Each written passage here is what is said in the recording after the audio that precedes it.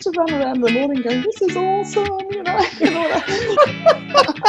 Diplomat, oh my gosh. Like that happened for me before. You're going to make me cry, Katey.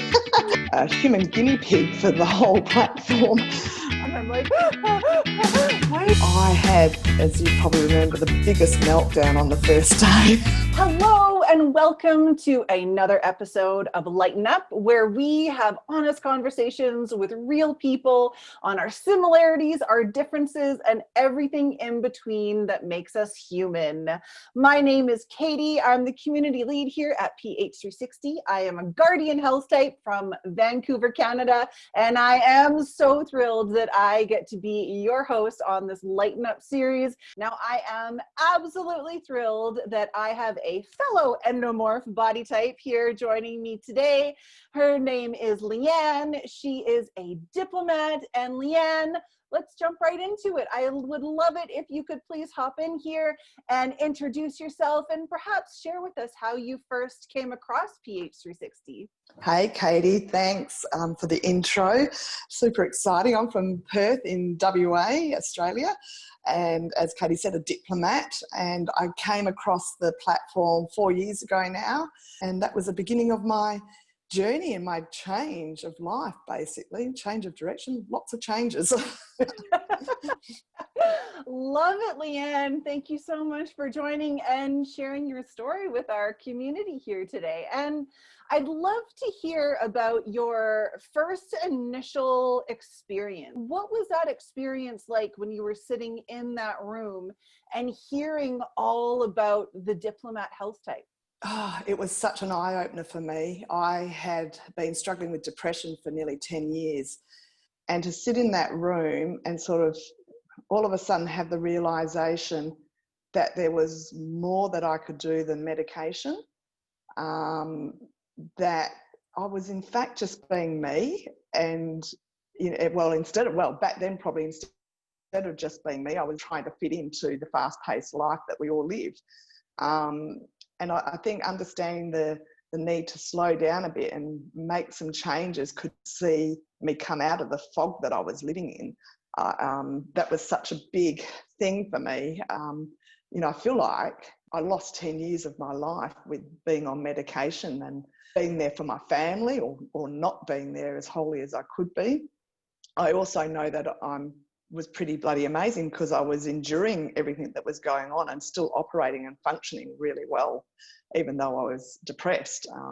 You know, still very active in life, but the toll on me was, you know, enormous. So I think the realisation that there was things that I could do that would see me come out of that fog and be living my life as opposed to getting caught up in everybody else's lives and trying to do everything. That would be the biggest realisation for me, is that I was going to be okay just being me. How was that to be confronted with this awareness now, like, oh my gosh, there is life beyond medication? Like, what was that actual experience that you were going through there? On the weekend, it was full of probably a few ups and downs, felt very overwhelming, you know, as well as like, oh my God. But then the flip side was, oh, there's a process to this to follow. You know, if I follow that process, what will happen? I suppose I used myself as a human guinea pig for the whole platform.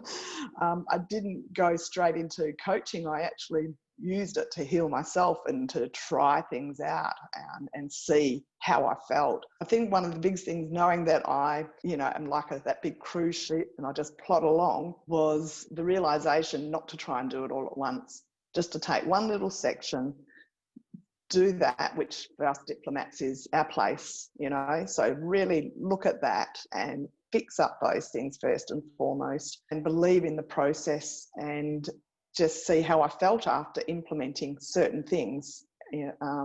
So one of the big things for me was to get back out to the beach, you know, all the time, or into nature every day, either or. I used to love the beach as a kid, and for some reason, just, you know, as time went on and raising kids and hubby that doesn't enjoy the beach as much, it just went by the wayside. And so getting back even just to doing that just for me, not taking anyone else with me, just going down for me, just sitting there and having a cup of tea in the morning and looking at the waves and having a swim and, you know, setting my day up from the very start in a way that just made me feel way better for the whole day. Wow, that's so powerful.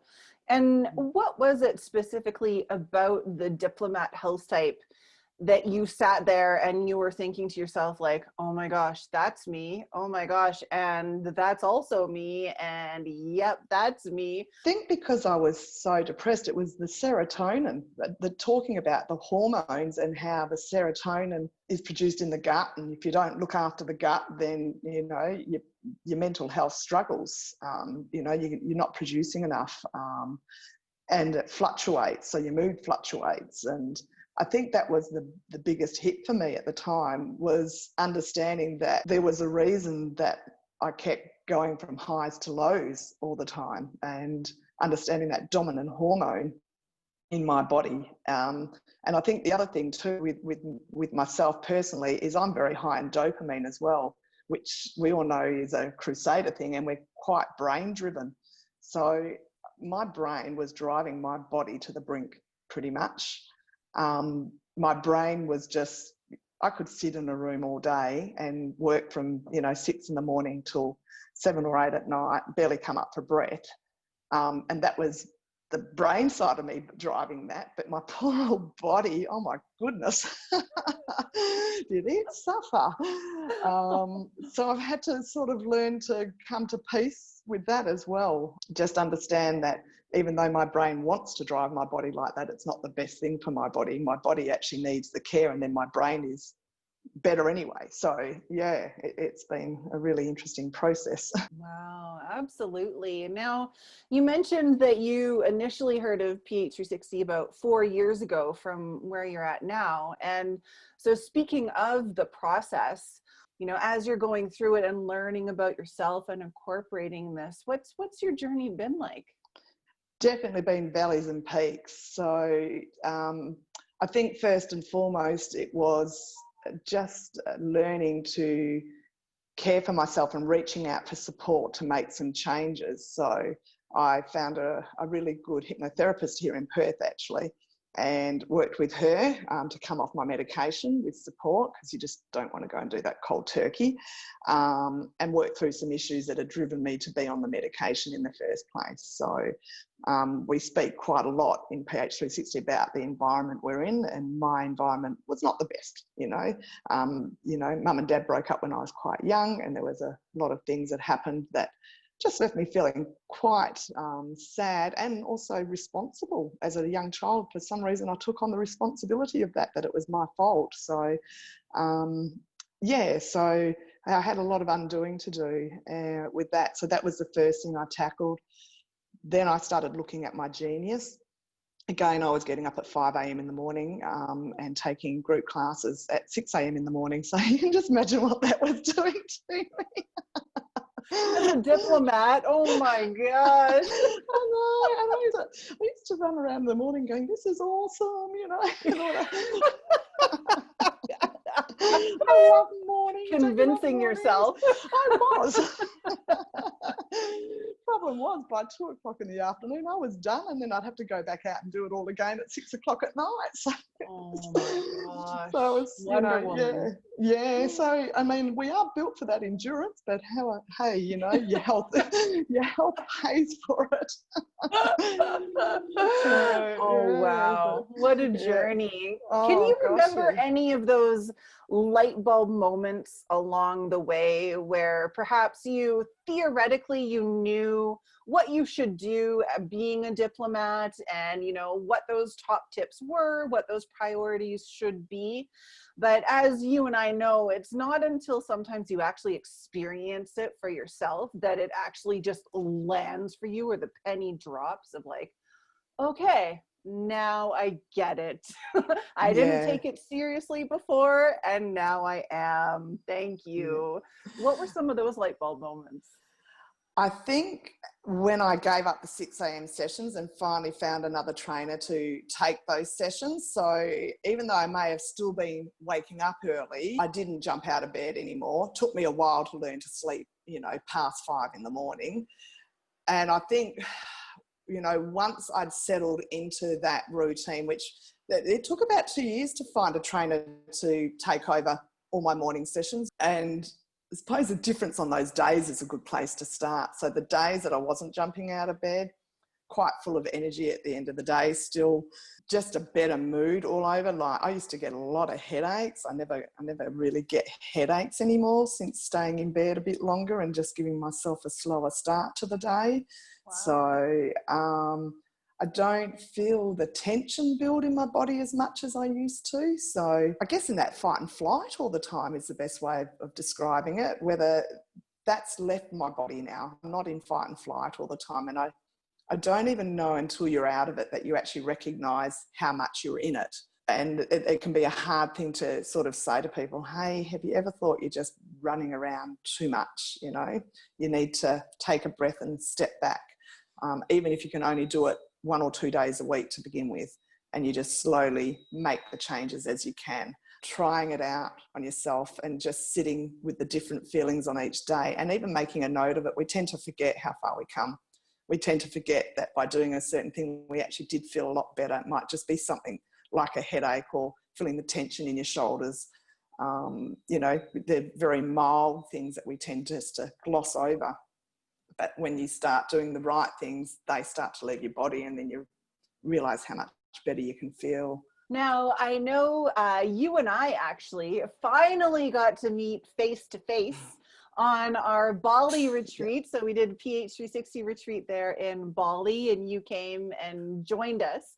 And what was that experience like, to actually completely immerse yourself in your ideal epigenetic environment, where you're getting up at the times you're supposed to be getting up, you're eating the food you're supposed to be eating, working your body in that way? What was that experience like? It was twofold for me. I had, as you probably remember, the biggest meltdown on the first day. I came in and I was so unwell in the lead up. Then my daughter ended up flying with me to Bali to get me there. First time I was traveling on my own without my family. First time I was putting myself absolutely first above everything else in my life, my business, my kids, my husband, my dogs, you know, just everything. And it was the first time I'd left it all to be on my own.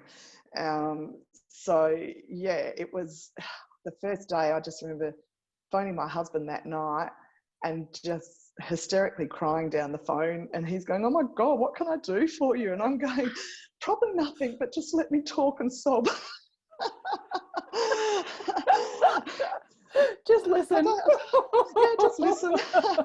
Not much you can do from all the way Poor over there. man. I know, he did so well. He just kept saying to me, we're all right here, you'll be okay there. Settling into that routine of just, I think, one, just being me every day, not being responsible for anyone else, feeling totally supported, you know, like no matter what I was feeling, just being with people that understood me and cared for me, and complete strangers that cared for me, you know, in such a beautiful way. I had my birthday there, as you probably remember, and got totally spoiled all day. It was, I've never had anything like that happen for me before. You're going to make me cry, Katey. I spent a lot of time crying on retreat. Release is good.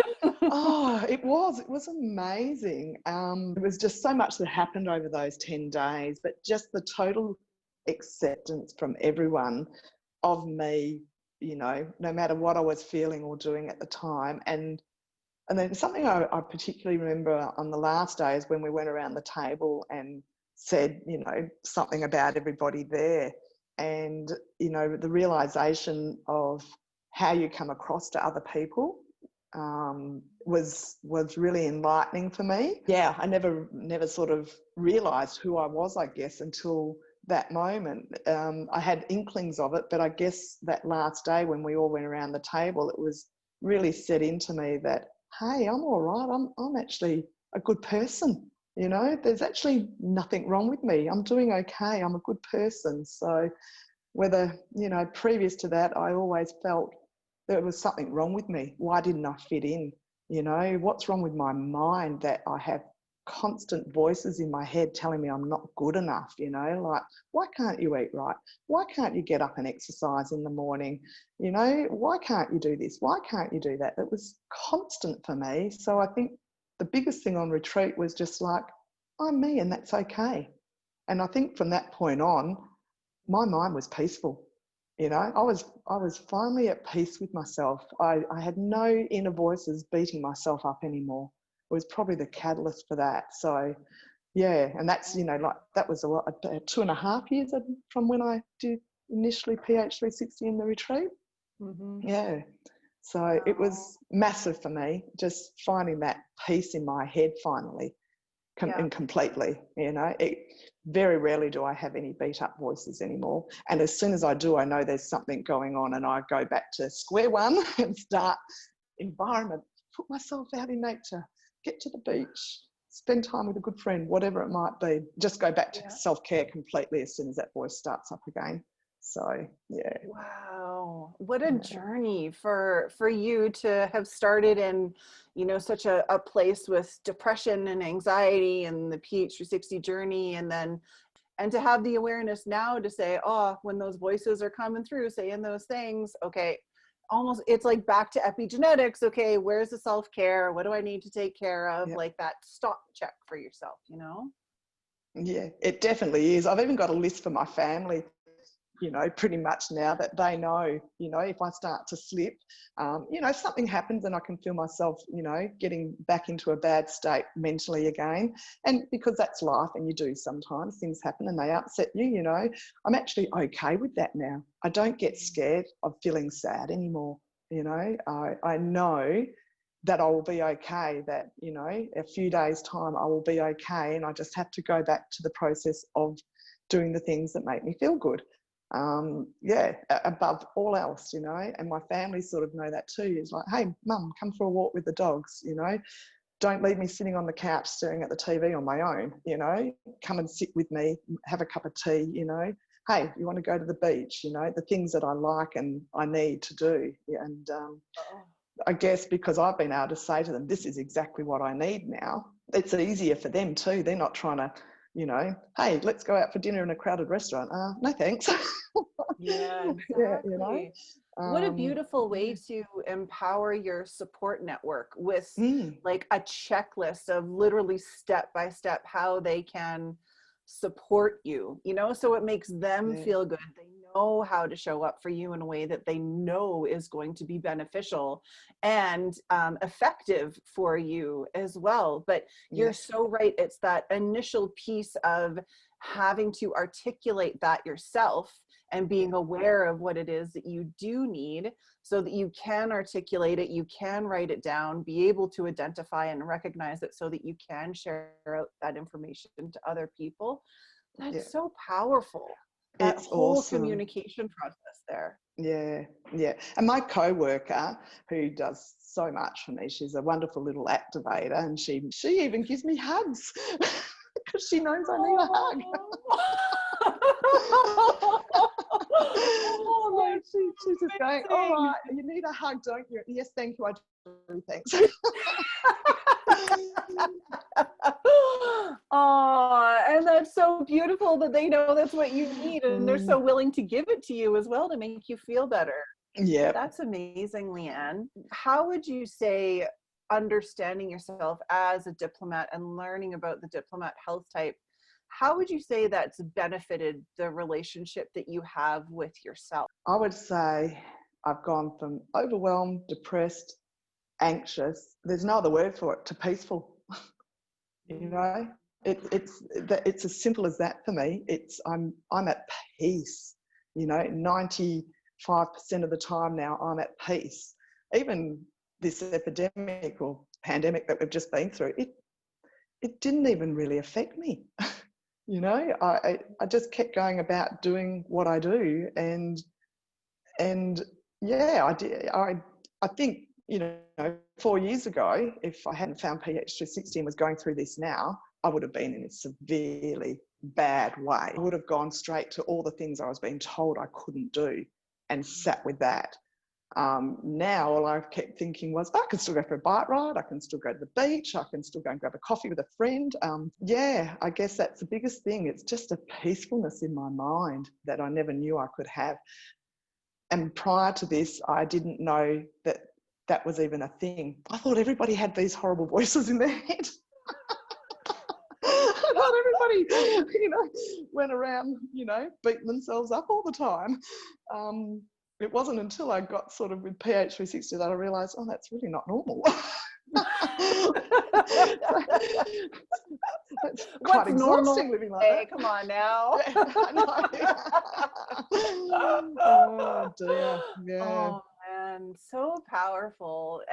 That's so beautiful, because a peaceful state and that serene, tranquil type of vibe is exactly what a diplomat in flow should be anyway. And so Yeah. for you to actually arrive into that state, going through the journey that you did to end up here and just be a beautiful example of a diplomat in flow, just living life and being themselves, and living life the way you were born to live it, is Yeah. such a powerful experience. Yeah, it is. I mean, I just look back, I think I was leading an activator's life, an activator crusader life or something like that previous to this. Yeah, being able to sit back and just into my own rhythm of life has been amazing. And I guess, us endomorph body types, who enjoy those slower starts to the day, are probably the ones that are going to find it hardest to implement that. A lot of us are required to be at work very early in the morning. That's our livelihoods, so to change that is enormous. However, even working with diplomat clients myself now, I know that we can just structure the day a little bit differently to get some results, for them, and that we can slowly, still get them going in the right direction. Just because you can't do everything perfectly doesn't mean you're not going to get results. You can still get results just by tweaking things, and making life as easy for yourself as possible in the mornings in particular. Will lead to a much better evening or day. So true. It's so powerful. It's such a subtle shift that you make in the morning, but then you see the benefits, as you mentioned, in the afternoon and the evening. It's actually the long-term benefits that you receive from taking care of yourself in the morning. It's such a powerful shift in your consistent energy levels and allowing you to show up in life the way that you want to show up. Right? Yeah. What would be those top tips or pearls of wisdom that you would like to provide other diplomats right now, and how they can really effectively harness the power of epigenetics and personalized health for themselves? I think following the priority list is a definite for me. Look after your place, your environment first. Look after your genius, sort out your work day as much as you can, then look at your exercise, and then your food. That's sort of the top part of our priority. That is really, really important. Giving yourself space to wake up in the morning. So if you had to be up and at work for 8 a.m, well, then maybe waking up at 6 is a bit better, so you can take it slow, as opposed to waking up at 7 or 7:30 and running around like a loony and jumping in the car just to have got that extra hour of sleep. Get up, have the cup of tea, sit and wake up a bit slower. If you have to get up early like that in the morning, prepare everything the night before. Put your clothes out, whatever it is, get your lunch ready, get your breakfast ready, take that with you to work. Don't eat it first thing in the morning, just give yourself as much of the chronobiology as you can follow, and do so even if it's shifted in time slightly. Don't overload your system with eating breakfast at 7 o'clock in the morning as well as getting up early and running to work. Have your breakfast later, have a smoothie that you can have at your desk and hopefully drink if you need to. If it's that sort of work environment that it would be hard to eat something at your desk, they'd probably be my most important ones. And then above, I suppose the other one is getting out every day for a walk. If that's all you do to begin with, get out, and if possible to your local park. But if all you can do is walk around your neighbourhood, then just get out and do that. You know, it doesn't have to be for miles. It doesn't have to be, you know, for hours. Just slowly get out into that nature. Probably, you know, if you've got time in the morning, you know, do it in the morning. But if not, as soon as you get home from work, just truff out and go for that lap, and unwind from your day. You know, that fresh air makes a big difference. What would be those tips that you'd like to provide those other health types on how they can best interact and have a harmonious relationship with the diplomat in their lives? I think giving them space in the morning is the biggest thing. The difference for me between my husband walking in and yelling out good morning at the top of his voice just because he can see I'm lying in bed with my eyes open, as opposed to him coming in and saying morning, and it's massive. It annoys me so much when he comes in and starts yelling at the top of his voice good morning at me, as opposed to, oh, she's still in bed, she's not, you know, ready to talk yet really, so I'll just say a gentle good morning and go about my business of getting ready for work. So definitely space would be my number one thing in the morning, is let them wake up slowly.